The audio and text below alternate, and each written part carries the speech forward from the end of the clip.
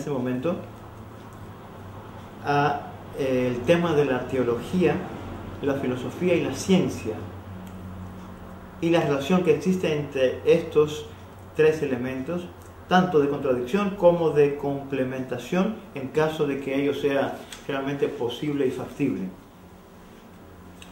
El caso que nos planteamos es el siguiente: la teología, la filosofía y la ciencia como saberes poseen metodologías diferentes y abordan de modo peculiarmente distinto sus respectivos objetos de conocimiento. Sin embargo, no existe contradicción esencial entre estos saberes, en tanto ontológicamente, y esto es importante, se derivan de una misma y única realidad. Eso en cuanto a la realidad de la cual se derivan.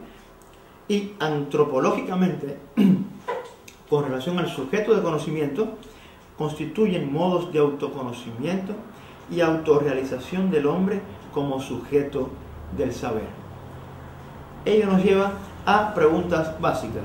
Primero, ¿cuál es el método de la teología? Si es que tiene un método. ¿Y qué diferencia presenta con el método científico? Segundo, ¿existen puntos de contacto en lo que respecta al saber entre la teología, la filosofía y la ciencia? Tercero, ¿qué es la ontoteología? Cuando hablamos de ontoteología, ¿qué decimos?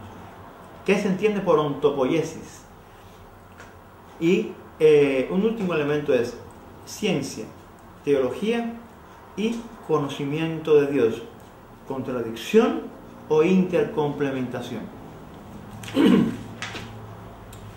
En general se llegan a establecer tres líneas bien definidas en el orden del conocimiento de acuerdo a su objeto, ya sea Dios, el mundo fenoménico, un orden especial del mundo fenoménico, etc., así como a la forma de abordaje del mismo, o sea, a su metodología.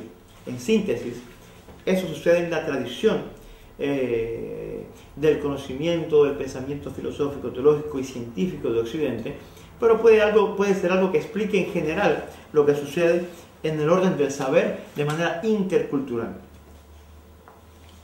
Primero, podemos hablar de una teología negativa o apofática, que es aquella que, como hemos visto, se presenta con un lenguaje simbólico alegórico, se presenta originándose en la experiencia del misterio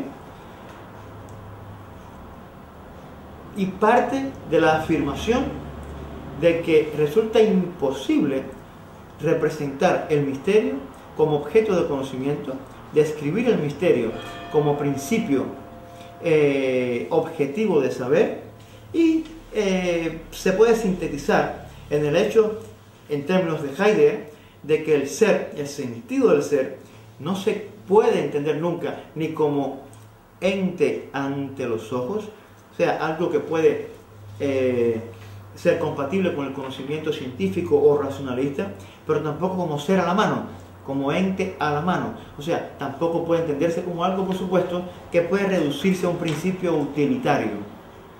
El misterio está mucho más allá. Un segundo momento lo vemos en la teología positiva o catafática.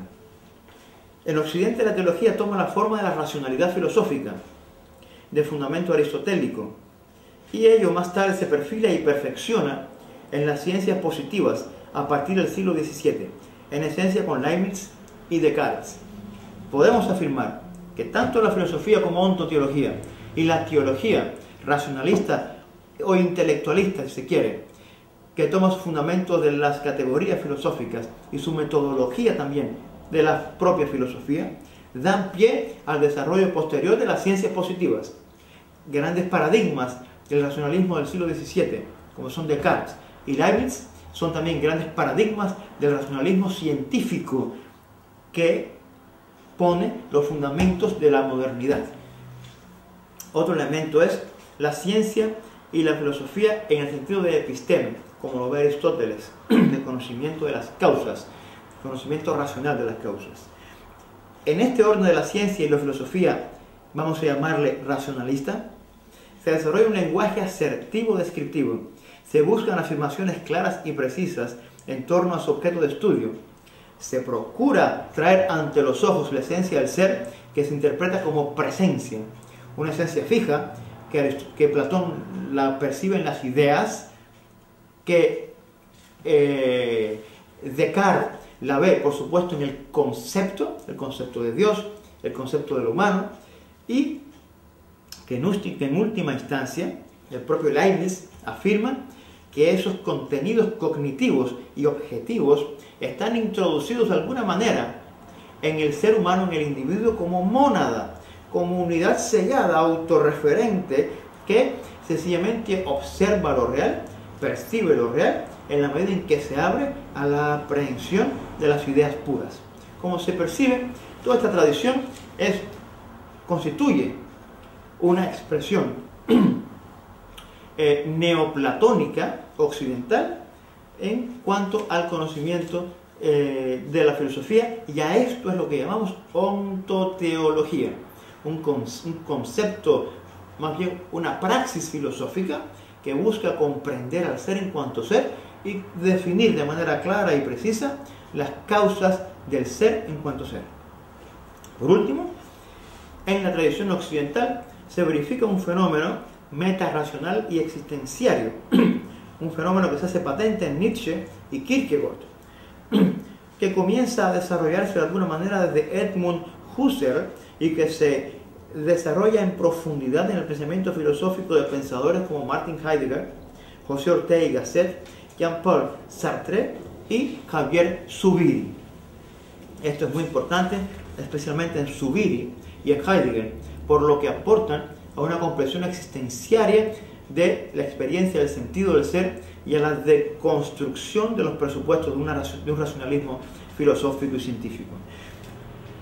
Los principios del saber científico, sin embargo, están bien definidos, decía, desde Leibniz, desde Descartes, desde Newton, pero especialmente nos interesa la visión cartesiana, que desarrolla un método de conocimiento que busca aprehender la verdad del ser de manera clara y precisa, que reduce todas las formas de existencia posibles a dos núcleos, a dos horizontes esenciales, la res cogitans y la res extensa.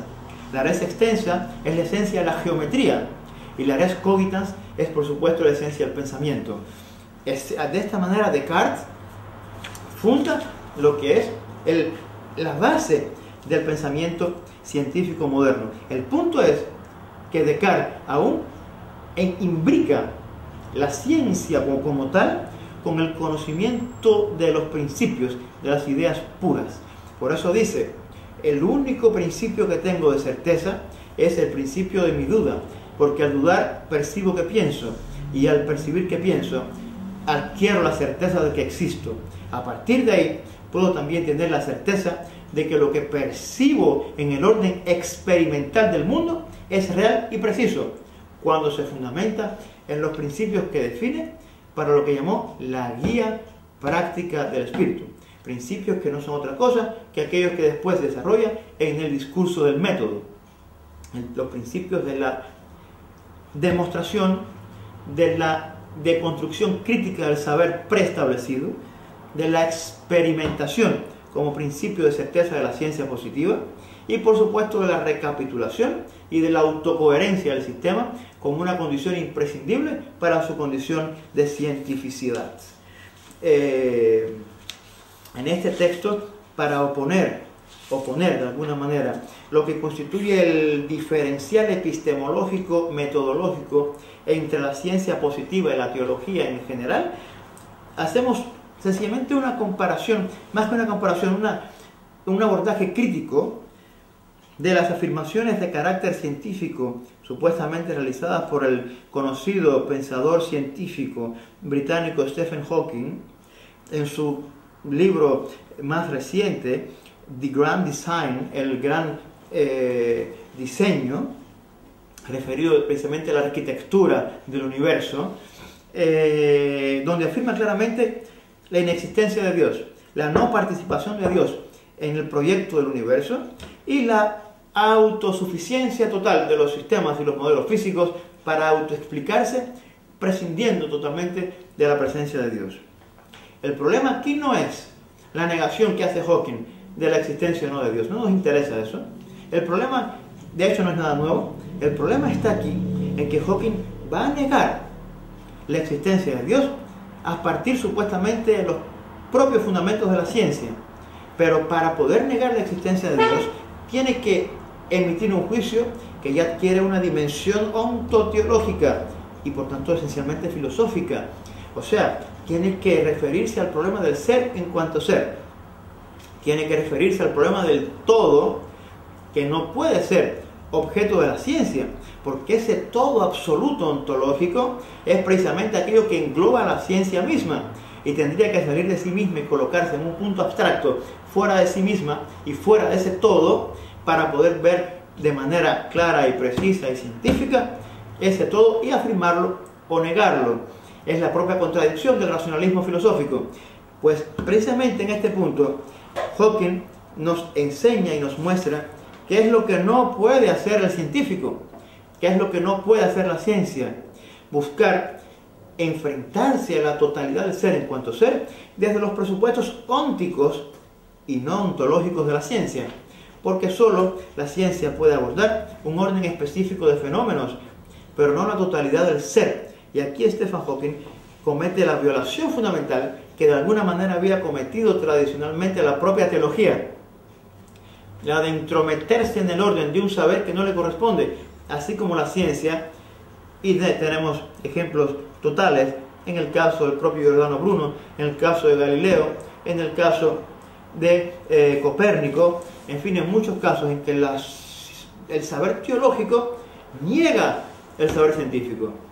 Quizás por una suerte de reivindicación histórica, en muchos casos el saber científico positivista ha tratado de deconstruir la filosofía sin percatarse, colocándose nuevamente en presupuestos de carácter filosófico metafísico y negándose a sí misma, aunque supuestamente no es eso lo que hace.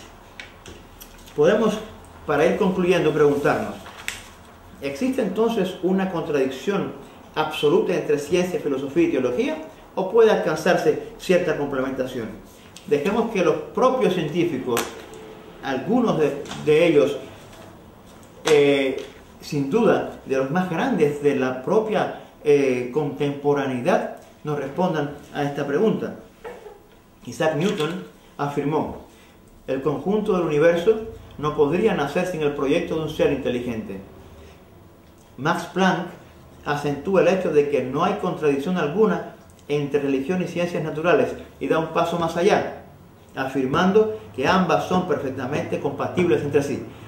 Werner Heisenberg, teórico fundacional junto con Planck, Born y Schrödinger de la mecánica cuántica, afirma: creo en Dios y que de Él viene todo. Las partículas atómicas gozan de un orden tal que tiene que haber sido impuesto por alguien. La teoría del mundo creado es más probable, y aquí el científico es realmente científico, probable, no habla de certezas en el orden de lo filosófico, es más probable que la contraria desde el punto de vista de las ciencias naturales. La mayor parte, afirma, de los hombres de ciencia que yo conozco ha logrado llegar a Dios.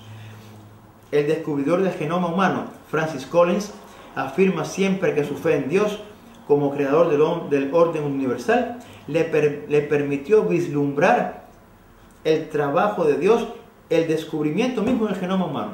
Ese descubrimiento, esa percepción tan extraordinaria, dice, le permite ver y vislumbrar el trabajo mismo de Dios. En última instancia, entonces, se produce una convergencia fundamental entre ciencia, filosofía y teología. Convergencia que se da en el orden objetivo, en la raíz común ontológica, que es el propio Dios, y en el orden subjetivo, en que hay una preeminencia óntico-ontológica en el ser humano. En otras palabras, en que es el ser humano, desde su propia existencialidad y su ser en el mundo abierto a la trascendencia, que desarrolla los saberes científico, filosófico y teológico.